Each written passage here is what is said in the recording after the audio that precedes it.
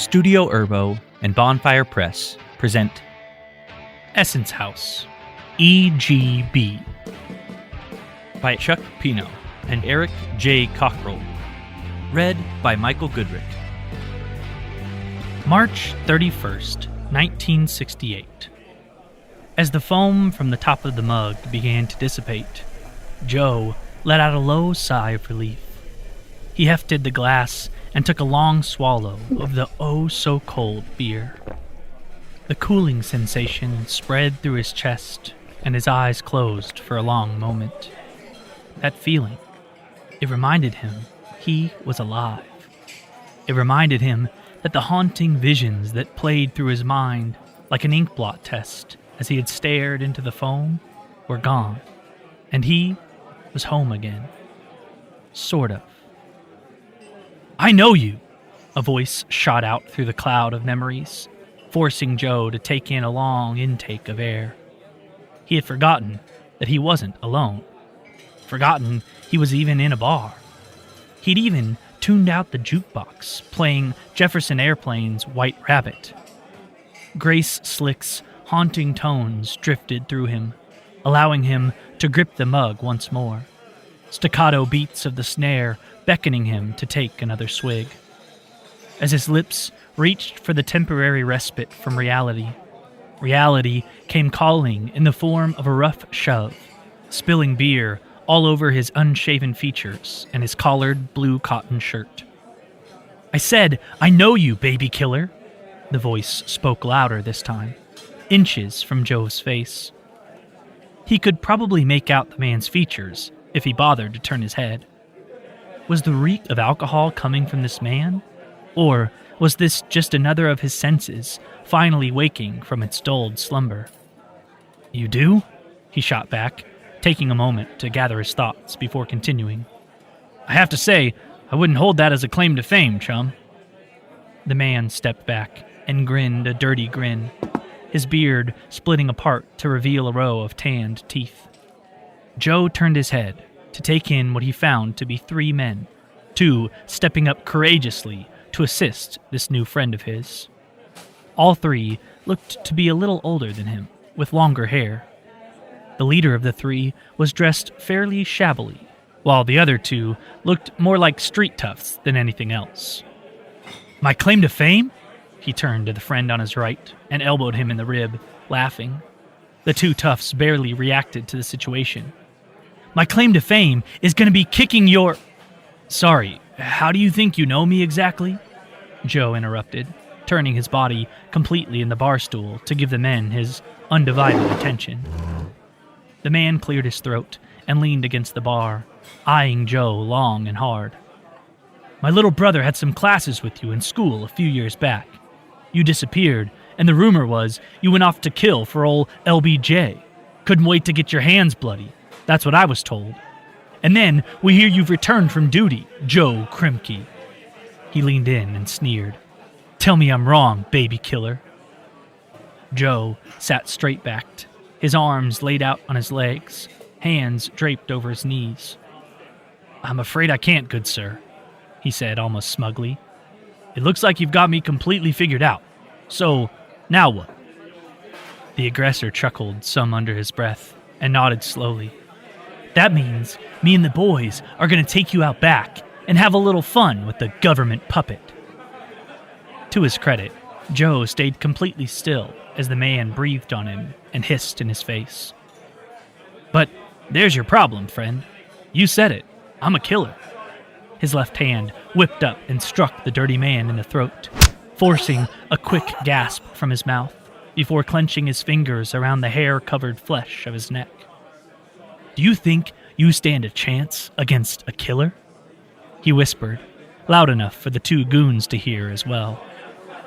With the two men against the bar, this made it difficult for the toughs to get at them. The one closer to the outside took a few steps forward. Joe kicked out with his right foot into the dirty man's shin, knocking his foot back. It, in turn, slammed into the shin of the man attempting to walk around. With his second opponent buckled forward, Joe launched an uppercut directly onto his jaw, clacking it shut and sending the man tumbling backwards. Joe turned to face his remaining opponent, only to feel the sting of a fist against his chin. To his credit, he only took one step back before squaring up for a physical retort. "Joe, step back! The rest of you, leave well enough alone." As the door shut behind him, Joe darted his gaze over to catch eyes with a very familiar figure, standing tall, stoic, and looking maybe just a little judgmental. "Barney, this is nothing, okay? These guys had a problem with me, so we're just solving it." Joe had turned to keep his three opponents in his vision, not bothering to let them get the drop on him. The three men were keeping their distance, but watching him with the same feral fervor. Barney slowly walked up and addressed the bartender, who was eyeing the group of men while hefting a baseball bat. "Gentlemen, he's not always the most social of creatures, but I promise my brother Joe can be better company than he's displayed thus far. What could possibly be the problem?" The leader huffed and pointed at Joe. "We know where he was stationed, and we know what they did while they were over there." He spat on the floor, but Joe didn't bother to flinch or react. "Oh, good. You know what Joseph did. Does everyone then?" he said, turning around to find only one other person in the bar, an older gentleman wearing a brown corduroy jacket and nursing a scotch in a corner booth alone. The man shrugged and took a sip. Barney turned back to the others. He strode over to Joe and wrapped an arm around his shoulder. "This man snuck his way into the war with my—" Joe pushed his brother back some and shook his head. You don't have to tell them. They don't matter." Barney shook his head vehemently. "No, brother dear. He took my place in the draft in secret. He knew I had been accepted to medical school, so he took my draft and did my time. If you should be striking anyone, it should be me." The two looked to the dirty man, who pushed past them and made his way towards the door. "That doesn't make you much better, kid." The two toughs followed behind him. Before the two could say anything to one another, the bartender called over. "They walked out without paying. Your fight. You deal with it," he said to Joe, who sharply nodded back. Barney tapped his pocket. "I have this one. And how about a pair of beers for the two of us, good sir?" The bartender nodded and then looked over to the man in the corner. "I'm gonna get their drinks, and then I'll be right there, sir." He walked over to the taps. "You can't follow me and fix everything, Barney." He accepted the drink from the bartender and gave him an appreciative nod. "One of these days you won't be here, and things will go bad. It's just the way it is. They don't want to hear the truth, and they don't believe it when they do. And I can't stay in that house all day. Not with Mom." He choked and took a swig to keep himself from an emotional outburst. Barney patted him on the shoulder and took a drink himself. "I understand. You're right. Have you thought about work? Any prospects?" he inquired, trying to change the mood. Joe nodded slowly. "There's a ranching position, but it would mean moving out to Wyoming." "I could take a train out and visit you now and then. And if they're bringing you all the way out there, I'm sure the money's good. What's stopping you?" Barney was pleased that he had turned his brother away from his morose condition, though he tried as hard as he could to not show it. Joe finished a long swallow and licked his lips, staring forward at the trinkets on the wall behind the bar. "What would I do in Wyoming? I haven't even been back that long. I just don't know what I want yet." The bartender interrupted from the other side of the bar. "You two are off the hook. The nice man paid for your troubles already. So maybe thank Mr. Edmund. Though I think Roland would be best. Thank you." Roland held out a hand for shaking. Barney was the first to take his hand, thanking him profusely, while Joe took it and offered an appreciative shake and smile. "Do you mind if I join the two of you?" Joe hopped up and moved down a seat, letting the man sit between the two of them. Barney looked at the man quickly. "Do I know you from somewhere?" Roland waved his hand. If I remembered something like that, I wouldn't have to introduce myself. Nice to meet you, though." The man held a crooked wooden walking stick that looked to be well crafted and leaned it up against the bar. He set his scotch down and turned to look at Joe. "So, I heard from my time in the corner that we should be saluting the return of a hero, no?" Joe breathed out and shook his head, averting his gaze. "No, sir. I've been back for a bit now, and I'm no hero." After the sounds of some cluttering beside him, Joe felt the cool smoothness of the wooden walking stick against his right cheek, slowly pushing his head back to Roland. "Pick up your mug, son," Roland said sternly. He turned to say the same to Barney, but he had already begun to lift his. Joe sheepishly picked his drink up a few inches off of the bar top. The strange old man held his glass up high. "To family, and the sacrifices we make to keep them safe." He looked, and the two raised their glasses, clinked them to his, and all three took a drink. Joe softly responded, "Now that I can drink to." Seeing as everyone's drinks were closer to empty than they were to full, Roland waved to the barkeep. "These two said they wanted to see how your scotch is. Do you mind making it 3 and put them on my tab?" Barney tried to stop him. "Sir, it's okay, let me. I'm studying to become a doctor." Roland chuckled and gave him a wink. "Well, isn't that special? You can get the drinks when I have to call you doctor."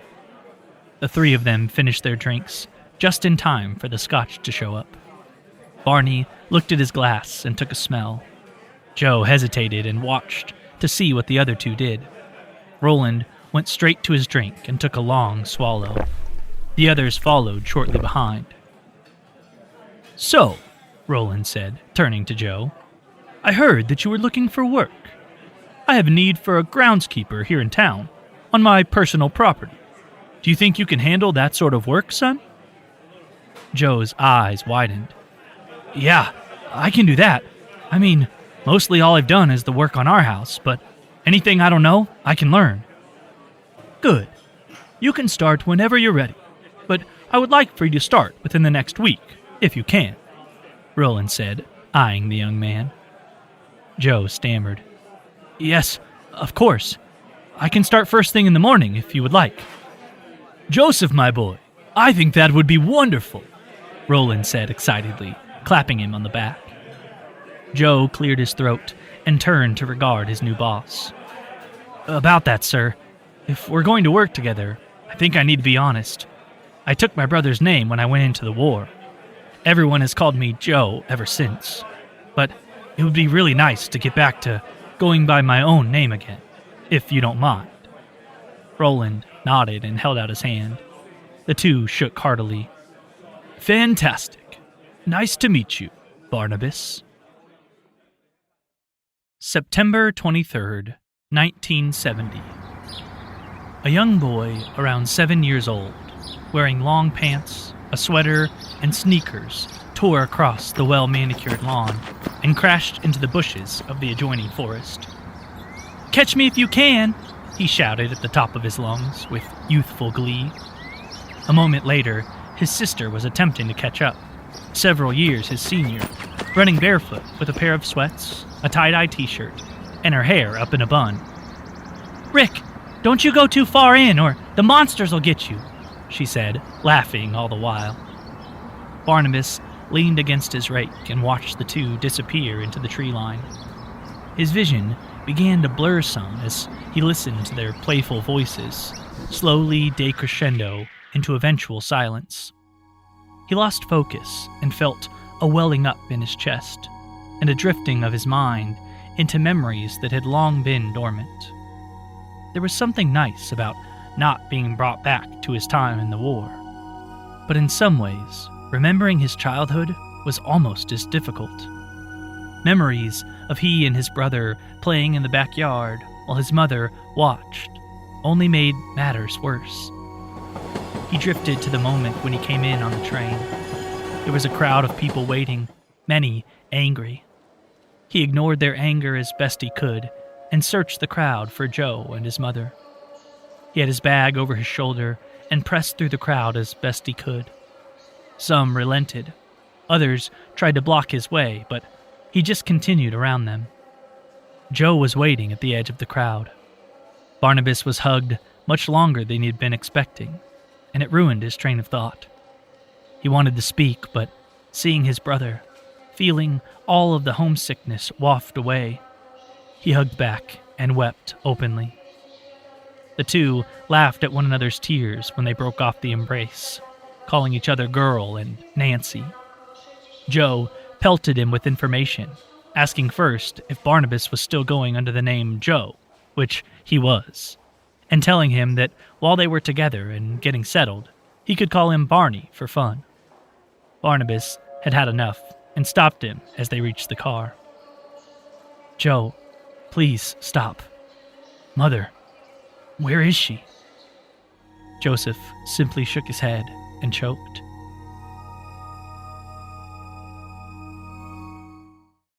Barnabas opened his eyes as he felt the rake slip out of his hands. He had been leaning on it and now had to attempt to catch his balance. As he did so, he sniffed aloud and stared down at the rake. As he bent low to retrieve it, he heard Roland call for him. "Barnabas, are you okay?" Barnabas sniffed quickly and wiped the tears from his eyes with his sleeve. He cleared his throat and stood up deftly, rake in hand. "Yes, sir. Sorry, sir. I was daydreaming. Won't happen again." He stared apologetically at Roland, the man who had taken care of him for over 2 years now. Roland chuckled. "You're too good of a man to lie well. Come now, son. You're practically an uncle to my children. You can tell me the truth. What's bothering you?" He placed a reassuring hand on the younger man's shoulder. Barnabas breathed in deeply and let it out. "I'm sorry, sir. I saw the kids playing and just got lost in long ago times, I guess. I was thinking about Joe and me as kids, and my mother." He thought he had the strength to continue the sentence, but he didn't. He was overwhelmed, and the word, as well as the rest of the sentence, were choked out. He held his composure as best he could, but it wasn't enough, at least not for Barnabas. "You haven't mentioned your mother much, but Joseph spoke highly of her the last time we were together. He told me she passed quite suddenly about 4 years ago." He tried to meet his gaze with Barnabas's. "Something you want to tell me?" Barnabas nodded. "I was away when she passed, sir." He took a long time to gather himself before continuing. "I never got to say goodbye. I think that's my greatest regret." Roland put a hand around his shoulder and began to walk him towards the house, his walking stick poking at the ground in his other hand as they did so. "I know all about regrets, son. I have more than I can count. I lost a man in the war that was my best friend and more, but I moved on." He opened the door and led the younger man towards his study. "I am lucky, though. I have the knowledge that the regrets I have made me the man I am today, and will make my family all the better for it." He opened the study and beckoned for Barnabas to take a seat. "I believe I can help you, Barnabas. The problem is that any answers I give you will only be met with more questions, and much of it I simply can't answer." He stopped for a moment and collected his thoughts. "If I can give you a last moment with your mother, will you just accept the answers I give you afterwards?" Barnabas took a moment to consider his answer. He scanned the walls, his eyes coming to rest on the strange gun hanging in a frame. It was bulkier, thicker than any handgun he had ever seen before. He always wanted to ask about it, but he simply couldn't. His eyes passed another item, what looked to be a strange plastic necklace box with rounded edges that sat in a glass cloak on the desk. He turned back to Roland. "If you can do that, yes, absolutely. If you can somehow let me speak to my mother one last time, I will accept whatever you say." "I need to know when your mother passed, to the best of your recollection." Barnabas slowly rattled off the details that he was aware of. Roland stood up, walked over to the man, and motioned to the coat rack. "Grab that rain poncho." "Good. Now put it on and pull the hood all the way over your head. Try to hide the top of your face." Barnabas did exactly as he was told, albeit with some skepticism. "Now, where we're going, I don't want you to meet eyes with anyone. Just look away and keep completely quiet until I say different, okay? React to nothing." Barnabas nodded. "Yes, sir." He wasn't close to sure, but all he had right now was faith, as completely, utterly batty as that seemed at the time. Roland grabbed the poncho and touched the staff to Barnabas's chest. "Not a word," he said, before he closed his eyes, and everything shot past him all at once.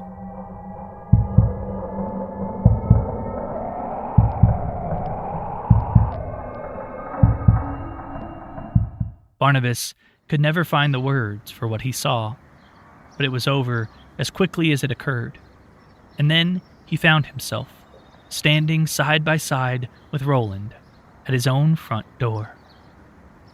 Roland rapped his knuckles hard on the door, a sharp reminder to Barnabas to look away.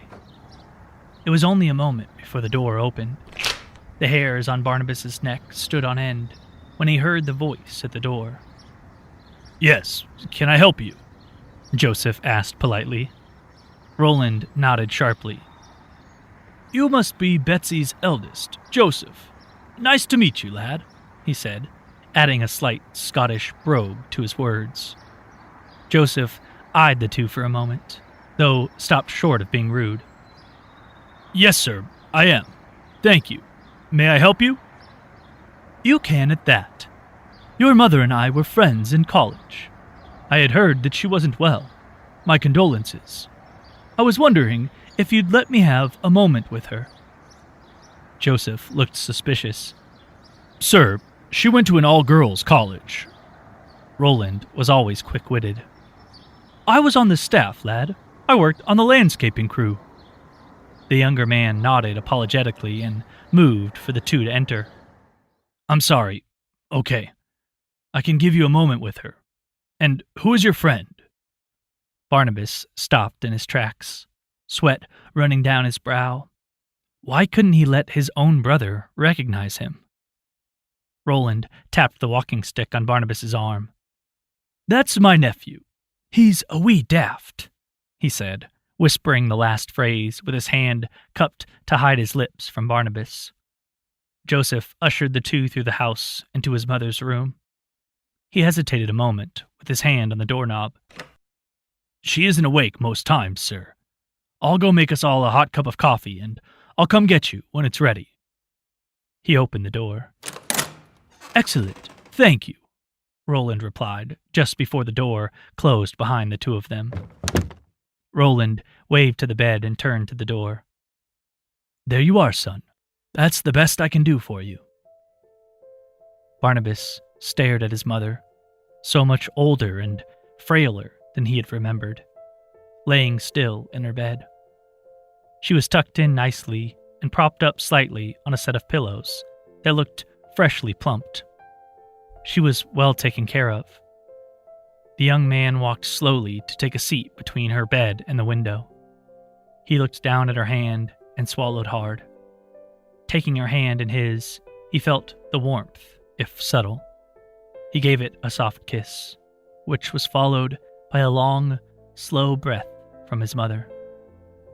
His head popped up, and he stared into her eyes. They remained closed, and she remained otherwise unresponsive. "Mother," he started. The tears from earlier made themselves known once more. This time, he was far too focused to care.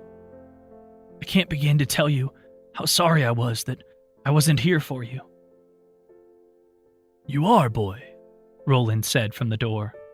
"You're here right now. You know what you came here to say." Barnabas regarded his mother with every bit of himself that he ever had. He took in all of her features, as though it were a photograph he would always keep in his helmet. When the photo was snapped, he came in slowly and gave her a long, deep, supportive hug. He felt her soften in his arms, her head leaning against his shoulder ever so slightly. "I love you so much, Mom," he choked. "I always will." He sat there for a moment, not moving from the embrace.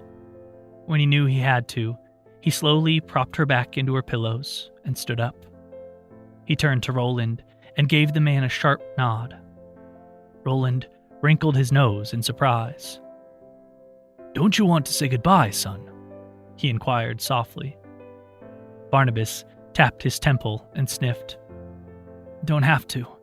She's here now." Roland nodded sharply and swung the door open. "Sorry, lad, but I must be going without a nip.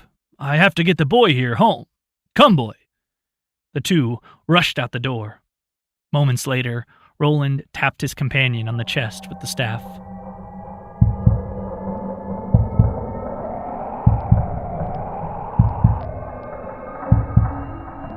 And both men were once more standing in the office. Barnabas sucked in a surprised breath. "What's that?" Barnabas started before being cut off by Roland. "Real? Quite yes. I can answer some questions." There was a knock at the study door. A young woman's voice spoke confidently through the door. "Masters Timothy and Tristan are here to see you, Mr. Edmund." "Thank you, Miss Gianni," he called back with a smile. He turned to the small wine closet behind his desk. "Grab us 2 glasses, my friend. I'm afraid I have a very important meeting to attend with people who are not very patient. You may have one question, and then we must continue this later."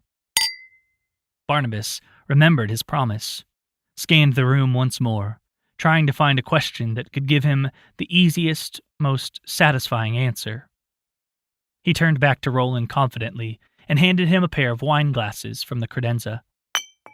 "I want to know about that gun," he said, pointing with his now free hand at the weapon that had intrigued him for several years now. Roland, mid-pour, laughed aloud and finished pouring their glasses. "That's a hell of a story. Good pick." He raised his glass and waited for Barnabas. The younger man followed suit, spotting the vintage year on the bottle, 1988.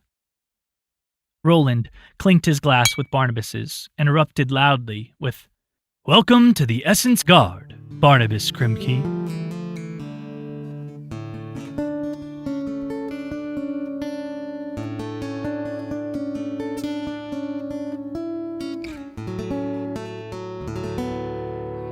Theme music by Carol Cockrell.